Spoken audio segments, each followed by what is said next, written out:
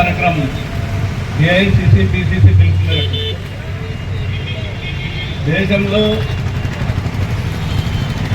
ప్రధానమైనటువంటి లోక్సభలో కొంతమంది అగంతకులు లోపలికి ప్రవేశించి పార్లమెంటులో చొరబడినటువంటి సందర్భాన్ని ప్రతిపక్ష పార్టీలన్నీ ఏకమగొంతుతో ప్రచురించిన సందర్భంగా మరి ఇవాళ బీజేపీ ప్రభుత్వానికి మెజారిటీ ఉందన్నటువంటి ఒకే ప్రధాన ఉద్దేశంతో ప్రతిపక్షాల గొంతులకి మరి పార్లమెంటుకే రక్షణ లేనటువంటి పరిస్థితిని దేశంలో మోడీ గారి నాయకత్వంలో తీసుకొచ్చినటువంటి సందర్భంగా మరి కాంగ్రెస్ పార్టీ ఏఐసిసి మరియు పిసిసి పిలుపు చేపట్టినటువంటి కార్యక్రమాల భాగంగా ఈ వేదికలో ఉన్న సోదరులు ఏనుగు రవీంద్ర రెడ్డి గారు మిగతా జిల్లా స్థాయి నాయకత్వానందరికీ ఈ వేదిక ద్వారా స్వాగతం పలుకుతూ మరి ఇలాంటి చర్యలు మరి రాబోయే ఎన్నికల్లో పార్లమెంటులో ఇవాళ ఉన్నటువంటి ప్రభుత్వం వైఫల్యాలను చెప్పేటువంటి పరిస్థితి తీసుకొచ్చినటువంటి సందర్భాన్ని ఇవాళ మేము ఖండిస్తూ మరి ఇలాంటి చర్యల్ని మోడీ గారు మరిన్ని పెంచుకుంటూ పోతే భవిష్యత్తులో మరి బీజేపీ రోజులు దగ్గర పడ్డాయనేటువంటి పరిస్థితి అలా పక్కగా తెలియజేస్తూ మరి ఇలాంటి వైఖరితో దేశ భద్రతకు దేశ భక్తులకు మంచి పద్ధతి కాదని ఆయనకి మేము సూచిస్తూ మరి ఈ కార్యక్రమాన్ని చేపట్టిన కైలాస శ్రీనివాస్ గారికి ప్రత్యేక ధన్యవాదాలు తెలియజేస్తూ నాకు ఇచ్చిన అవకాశాన్ని తెలుస్తుంది. ఏఐసిసి ప్రెసిడెంట్ గౌరవనీయులు పెద్దలు ఖర్గే గారి ఆదేశాలతో మన పిసిసి ప్రెసిడెంట్ రేవంత్ రెడ్డి గారి ఆదేశాలతో ఈరోజు కామారెడ్డిలో ఈ నిరసన దీక్ష ధర్నా జరుగుతూ ఉంది.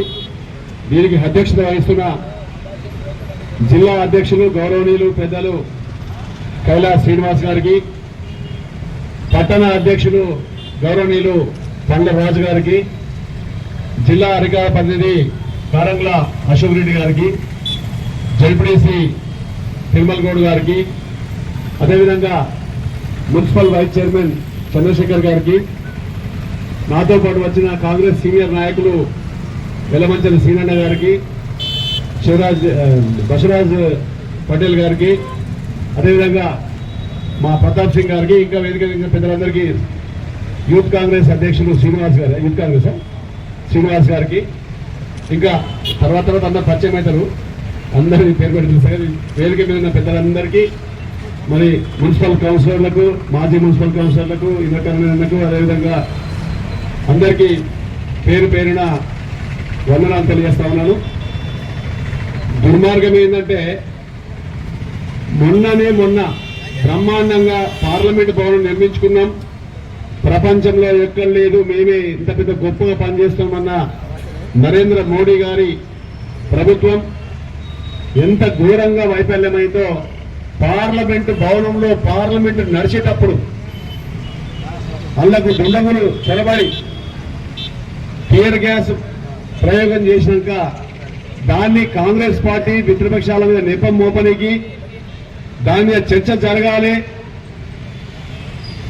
అమిత్ షా గారు దీని మీద జవాబు చెప్పాలి అని చెప్పి పట్టుబడితే వాళ్ళందరి 141 మందిని ఎంపీలను సస్పెండ్ చేసి నిరంకుశత్వాన్ని బయటపెట్టిన ఈ మోడీ సర్కారు దించే అవసరం ఉంది అని చెప్పి సందర్భంగా మనం చేస్తా ఉన్నాం.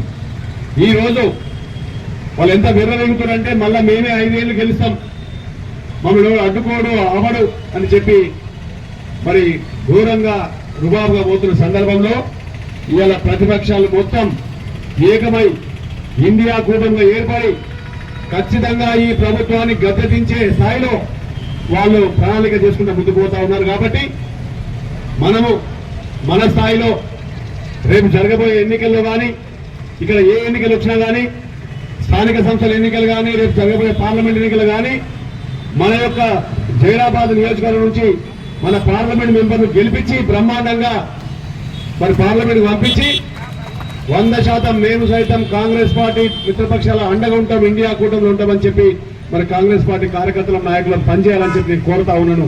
ఈ రోజు మోడీ గారి దౌర్జన్యం, వాళ్ళ నిరంకుశత్వం మొత్తం తేడతెల్లమైంది. ఇలా పేపర్లో చూసిన ఏదో దొంగల పడ్డ గారెల కుక్కలు కొనినట్టు ముందుగానే అంత పెద్ద భవనాన్ని నిర్మించుకొని దాన్ని పకడ్బందీగా సెక్యూరిటీ పెట్టకుండా లక్కీ ఏంటంటే ఎంపీలకు ఏం కాలేదు. నిజంగా ఎంపీలకు ఏమైనా అయినుంటే ఇవాళ ఎవరు ప్రాణం ఓడిస్తుండే. కాబట్టి దాని మీద చర్చ జరగాలని చెప్పి ఇండియా కూటమిలో కానీ కాంగ్రెస్ పార్టీలో కానీ జరగాలని పట్టుబడితే నిర్దాక్షిణ్యంగా కంటిన్యూగా 3 రోజులు 1 by 1 141 మందిని సస్పెండ్ చేయడం అనేది దీన్ని నిరసిస్తూ ఇవాళ యావత్ భారతదేశం మొత్తం ప్రతిపక్షాలు చేస్తున్న నిరసన దీక్ష 100% సక్సెస్ఫుల్ నడుస్తా ఉన్నది. గౌరవనీయులు మన ముఖ్యమంత్రి గారు రేవంత్ రెడ్డి గారు కూడా ఇవాళ మన ఇందిరా పార్క్ దగ్గర వారు కూడా పాల్గొంటున్న పేపర్ చూశాను. మనం ఒక్కటే ఏది ఏమైనా కానీ అల్టిమేట్ గా మన ప్రజలు మంచి బ్రహ్మాండమైన రిజల్ట్ ఇచ్చారు. కామారెడ్డి కూడా కాంగ్రెస్ పార్టీ గెలుస్తుంది అనుకున్నాం. లాస్ట్ మినిట్ వరకు కౌంటింగ్ చూస్తుంటే కామారెడ్డిలో కాంగ్రెస్ పార్టీ ముందుకుంది. లాస్ట్కి వచ్చే వరకు చాలా బాధ కలిగింది. అయినా కానీ మన ప్రభుత్వం వచ్చింది కాబట్టి నేను కార్యకర్తలకు నాయకులకు చెప్తా ఉన్నాను, మీరు దిగులు చెందాల్సిన అవసరం లేదు.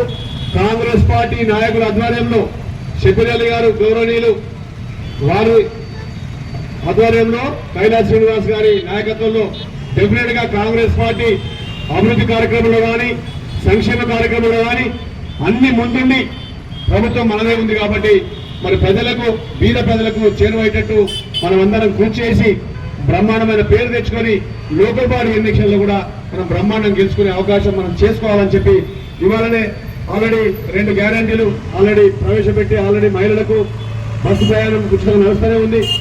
అదేవిధంగా ఇంకొకటి ఆరోగ్యశ్రీ 10 లక్షల కార్యక్రమం కూడా స్టార్ట్ చేసిండు. ఈ నెల 28 నుంచి ఏదైతే గ్రామాలలో ఏవైతే డబుల్ బెడ్రూమ్ ఇల్లు కానీ ఇంకా ఏ కార్యక్రమాలు ఉన్నాయో అన్నిటికీ అప్లికేషన్లు కాంగ్రెస్ పార్టీ ఆవిర్భావ దినోత్సవం సందర్భంగా స్టార్ట్ చేస్తామని ప్రజా సదస్సులు పెట్టి గ్రామ సభ సదస్సులు పెట్టి స్టార్ట్ చేస్తామని చెప్పిన సందర్భంలో కార్యకర్తలు నాయకులు ఒకటే కోరుతా ఉన్నాను, దయచేసి గత 10 సంవత్సరాలు బీఆర్ఎస్ పార్టీ చేసిన అరాచకాలు ఎవరైతే ఎలిజిబిలిటీ లేని వాళ్లకు పెన్షన్లు ఇచ్చుడు, ఎలిజిబిలిటీ లేని వాళ్లకు ఇల్లు ఇచ్చుడు కార్యక్రమాలు వాళ్ళు చేశారు. మనం మాత్రం దయచేసి కార్యకర్తలు నాయకులు కోరుతా ఉన్నాను, ఎవరైతే నిరుపేదలు ఉన్నారో ఎవరైతే ఎలిజిబిలిటీ ఉన్నారో వాళ్ళకే ఆ లబ్ధి పొందేటట్టు మనం ప్రయత్నం చేయాలి. అప్పుడు చేస్తే ఖచ్చితంగా ప్రజలు మనం వెన్నట్టు ఉండి లోకల్ బాడీలో కానీ రేపు ఎంపీ ఎలక్షన్లో కానీ మనం గెలిపించే అవకాశం ఉంటుంది. కాబట్టి మీరందరూ కలిసికట్టుగా ఆ రకంగా ప్రయత్నం చేసి రేపు ఆ సదస్సులో మన నాయకులు అందరం గ్రామాల్లో ఉండి ఖచ్చితంగా లిస్టు వేసినప్పుడే కుట్ర జరుగుతుంది.